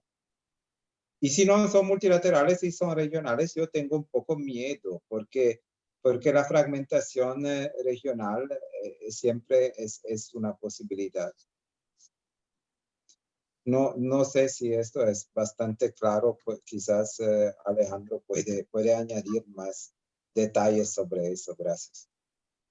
Simplemente claro, quizá doctor puedo, doctor Soto, simplemente complementar lo que decía el doctor Castellani, en el sentido de que es cierto de que esta idea de hacer un código de comercio universal, global, no fructificó en el 2012 porque era obvio que no había en ese momento el apoyo que era necesario por parte de los estados. Lo que no implica lo que no implica que en un futuro las cosas puedan cambiar. Y por eso no puedo menos que suscribir al deseo y a la necesidad de la actualización de un texto que ya vemos que después de 40 años tiene, mirando muchos aspectos de sus normas, necesidad de actualización. El tema está cómo se va a actualizar. Y para ello va a ser esta discusión tan interesante que nos lleva a la discusión entre Savigny y Thibault, entre la codificación y la flexibilidad que daba precisamente el derecho que evolucionaba por a través del pueblo, o la idea de codificar el derecho comercial internacional, tema que el doctor Castellani se plantea continuamente a través de tratados, o quizá mejor con un soft law en forma de ley modelo o de guía legislativa, que eventualmente madure y llegue a ser un tratado. En los esfuerzos de UNCITRAL o de la CNUDMI en la codificación del derecho aplicable a las garantías mobiliarias es un muy buen ejemplo. En 1979, un especialista en el tema, el doctor Ulrich Drobnik, del Max Planck de Hamburgo, dijo que luego de un exhaustivo estudio comparado de todas las legislaciones sobre garantías prendarias y derechos prendarios sobre bienes muebles, llegó a la conclusión que era imposible la unificarlo. Y así fue en a fines de los años 70, lo que no impidió a UNCITRAL, 10 años después, en una promoción por iniciativa de la Asamblea General, retomar el tema y decir, vamos a hacer una guía legislativa para, aunque sea, guiar a los estados en un área tan importante como es esta la codificación. Y eso terminó efectivamente en que años después se crea una ley modelo y después un tratado internacional sobre cesión de créditos en el comercio internacional, que es un tema que también tocó el doctor Sánchez Lorenzo, que reclama unificación, que Naciones Unidas lo hizo en el 2001 en forma de tratado y nadie lo ha aceptado hasta ahora, excepto 2 países insuficientes para poder entrar en vigor. Es decir, hay una polémica sobre este tema y también el tema de la especialización versus la generalización de lo que se hablaba el doctor Manóvil. Este lo lleva a Lord Mackenzie cuando en el siglo XIII unificó el common law entre el ius mercatorum, el derecho mercantil, y el common law. Y desde entonces el common law no distingue entre esa especialización que el derecho continental romanista, nos dice el doctor Manóvil, parecía exigir en determinadas áreas. Fue gracias a la flexibilidad del common law, gracias a la interpretación evolutiva de la jurisprudencia y del peso que tuvo, que esa distinción logró poder mantenerse, pero en la necesidad de caso por caso. Nosotros nos enfrentamos en esa misma materia en el futuro. Actualización va a haber. Lo que no estoy seguro si va a ser en forma de otro tratado o recomendaciones, como se hizo con el Convenio de Nueva York para aplicar el artículo 2, o bien a través de un mejor entendimiento de cloud, de los esfuerzos que está haciendo Naciones Unidas y el resto de los estudiantes jóvenes que a través de los MOOC van entendiendo que esta convención hay que interpretarla y aplicarla de otra manera. Muchas gracias, doctor Garro.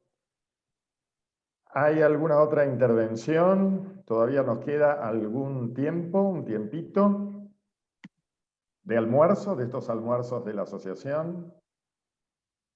Aunque ustedes no lo crean, estamos almorzando, efectivamente, con la asociación. Pero es muy grato. Yo no estoy viendo nadie que pida la palabra. No sé la doctora Rojo si lo ve. Parece que no. No tenemos pedido de preguntas, parece. Muy bien, doctora. Entonces yo creo que procedemos al cierre por parte de la doctora Rojo, el doctor Negri, tal vez. Gracias.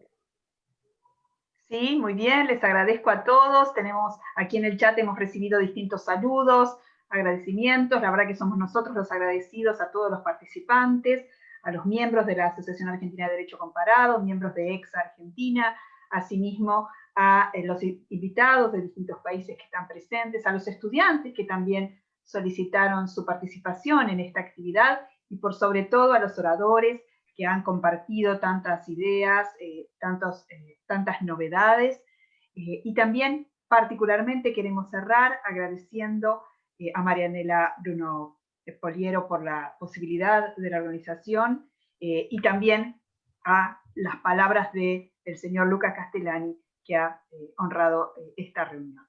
Les agradecemos a todos, vamos a proceder luego a la edición también de la grabación que será entregada a la asociación que normalmente publica las grabaciones de sus almuerzos. Muchas gracias a todos por la participación. Un honor haber estado en esta reunión y que tengan muy buenas tardes. Muchas gracias. Buenas tardes.